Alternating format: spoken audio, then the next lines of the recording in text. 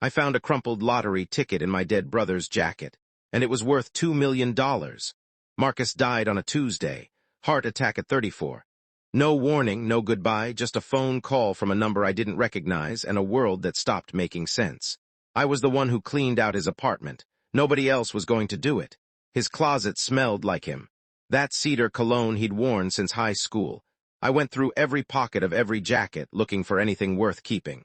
Most of it was receipts, gum wrappers, the kind of garbage you carry around without thinking. Then I found the ticket. I almost threw it away. I stuffed it in my own pocket instead, figuring I'd check the numbers later. Forgot about it for 3 days while I planned a funeral and called relatives I hadn't spoken to in years. It was my mom who reminded me. She said Marcus always played the same numbers, our dad's birthday, our childhood address, the year she immigrated from Lagos. I pulled the ticket out under the kitchen light while she stood there watching me. 7 numbers, every single one matched. My mom grabbed the counter. I sat down on the floor. $2 million. Here's where it gets complicated. Marcus had a daughter, a little girl named Simone, 5 years old. Her mother, Priya, had separated from Marcus 8 months before he died. The split was messy. Marcus never talked about it. I didn't know the full story until I started going through his phone.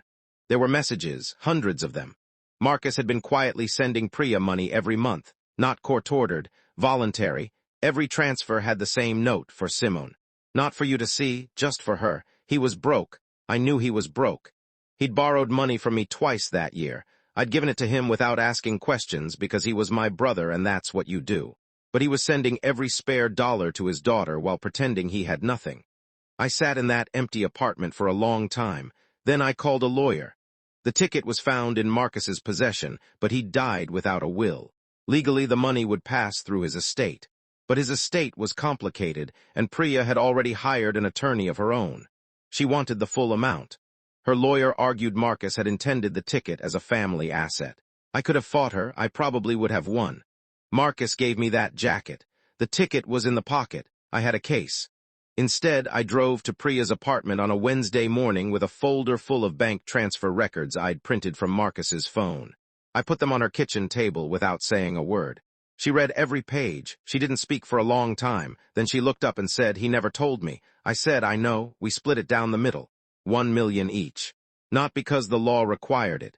Because Marcus spent the last year of his life making sure his daughter was taken care of, and the least I could do was finish what he started. Simone has a college fund now, a real one.